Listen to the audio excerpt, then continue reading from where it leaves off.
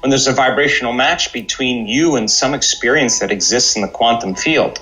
Get ready, because if you're drawing experiences to you, and then all of a sudden you have to keep redefining abundance. You can't have a great meditation, feel all holy, feel all spiritual, feel all connected, and then the moment you open your eyes, you return back to the program. You start getting angry, you start getting frustrated, you start getting impatient. The moment you do that, you just disconnected from the energy of your future, and you're back to the energy of your past. And don't expect anything to change in your life. That in fact, the whole purpose of this work is to change the brain and body so that when you get up from your meditation, that you can maintain that modified state of mind and body your entire day. And if you can, get ready, because weird and wonderful things are going to begin to happen in your life. So you got to be able to sustain that state with your eyes open, as well as you did in reaching there with your eyes closed. And it's a practice. It's a practice.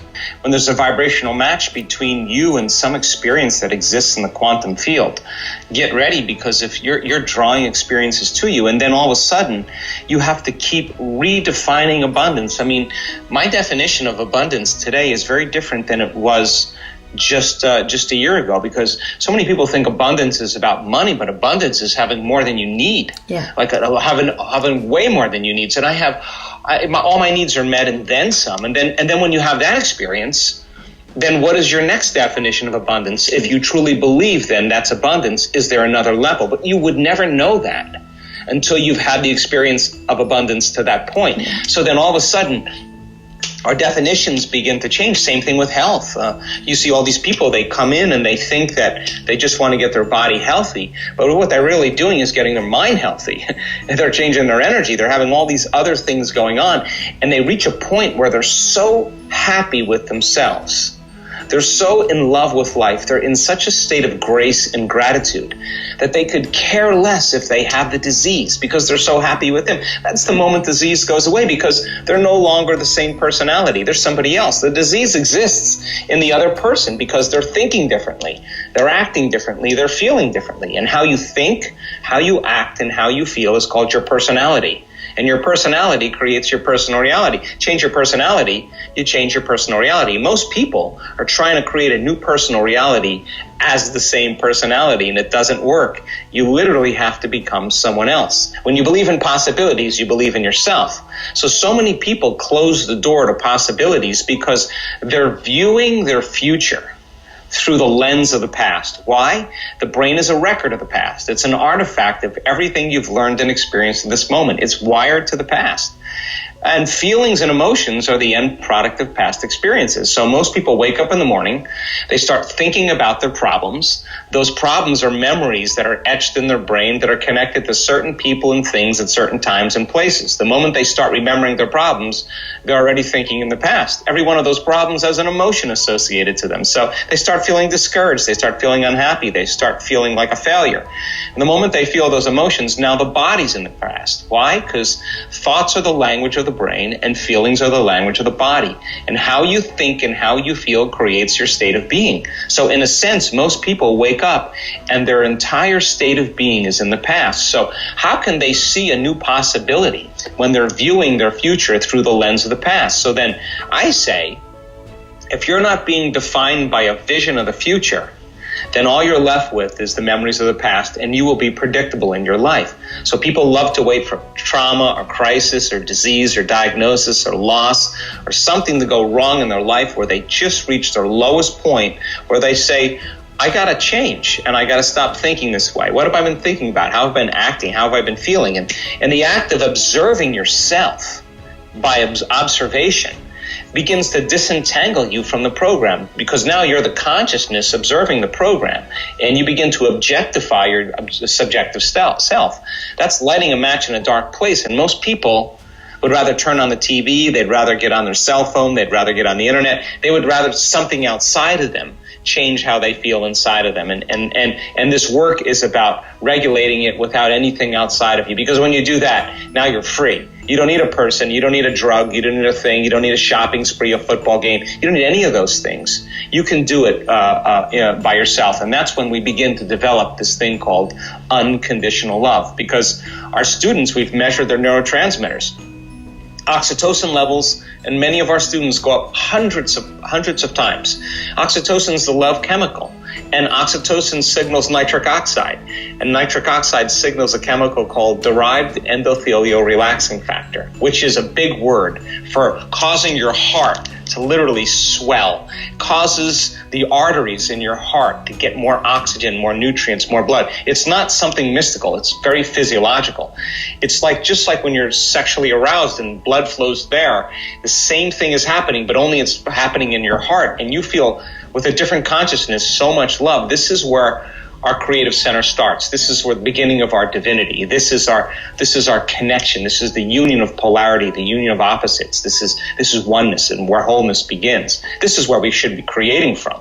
So if you can't get energy here, and you can't feel a love for your future, that means then on some level you're more addicted to the emotions of the past. So then this is really fundamental, because when people start to make those changes, they start getting happy for no reason. And all the things that they thought they wanted, the career, the relationship, all those things, they no longer want them because they feel so whole, they feel like they already have them. And so if your oxytocin levels are up 200 times, you're so in love with life, you feel so amazing that you wouldn't start judging another person, because if you did, you'd lose the feeling.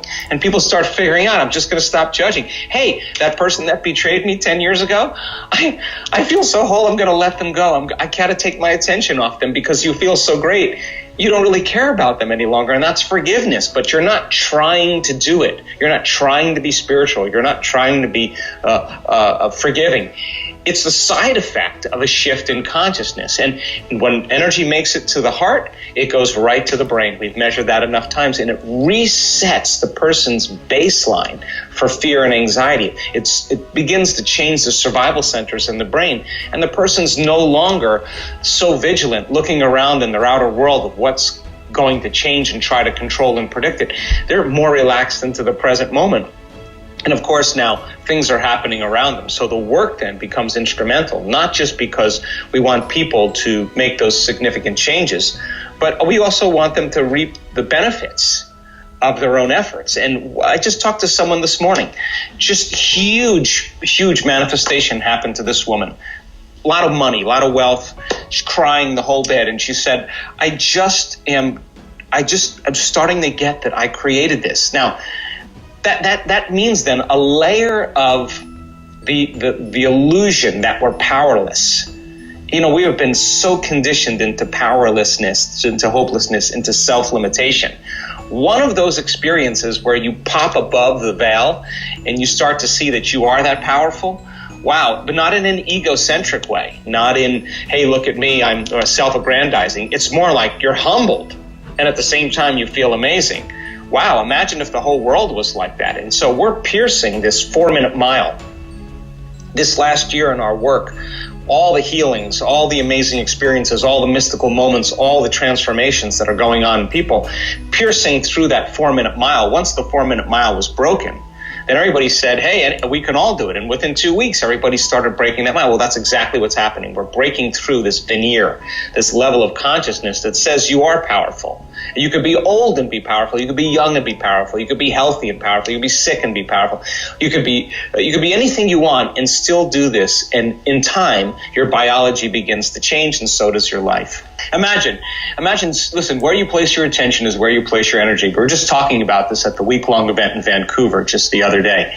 You got 1,000 people that all come to the event. Their attention is on their boss, their coworker, their ex, their husband, their kids, their everything in their outer world. They're shifting their attention all over the place. And I'm asking them to take all of their attention off of all of those people, all those things, unfold into this field and become pure consciousness. And out of anywhere you can place your attention, I'm going to ask you to place it on your heart. Now, where you place your attention is where you place your energy. So in a sense, just like a flower that needs the life force to bloom, if you keep feeding your heart, your attention, and your energy, and you learn how to regulate, and you learn how to trade fear for joy, and you start practicing this, in time, you'll be able to develop the skill to allow your heart to open more. So most people, though, they try it for a second or two, and they say, well, it didn't really work. I'm having problems opening my heart. But if I keep pushing the person and we keep giving them more reasons to feel joy and love and freedom, and we start seeing a community starting to do it, like 1,000 people, okay? You have maybe 10% the first day that are starting to open their hearts. The moment they start to open their hearts, they're producing that coherent field around their body, and you're sitting next to a person, and your field begins to mingle with their field, and all of a sudden those two fields come together, and you build a bigger field. The higher the amplitude, the higher the energy. So in time, you start to see people in a community start to resonate in this frequency called love, and the heart's like it's an antenna in a sense. It begins to sense that, and it begins to open more. At the same time, they're in an environment where they're safe. They're in an environment where there's no threats, there's no danger. They're retreating from their lives. They're disconnecting from the people and things and places, learning information and learning how to practice how to use that information. Like a skill then, they begin to notice that they're feeling more joyful. They start to notice that they feel more love. And each day there's a progression. So we start every meditation in this work by acknowledging this creative center. Why? Because it requires a clear intention, which is a coherent brain, and an elevated emotion, which is a coherent heart, to begin to produce an effect on reality. So we teach students how to create brain coherence, and boy, we have so much research to show that you can do it. And we teach them how to create heart coherence, which we just did a huge experiment just last week in Vancouver, and the result of social coherence is an amazing thing, because our research also shows that when you open your heart, the people that you're connected to within your life will feel those autonomic effects. We can take the 750 people, set them in a room, and have the people in the front wearing heart rate monitors, and everybody moves into an elevated state and sends the thought on the frequency of love, that the people wearing the heart rate monitors, that their bodies be healed, that their lives be enriched, that their dreams come true, that the mystical find them. And at this exact same time, in the exact same day, in the exact same meditation, many of those people, the majority of them, go into heart coherence. They're being affected in a very non-local way.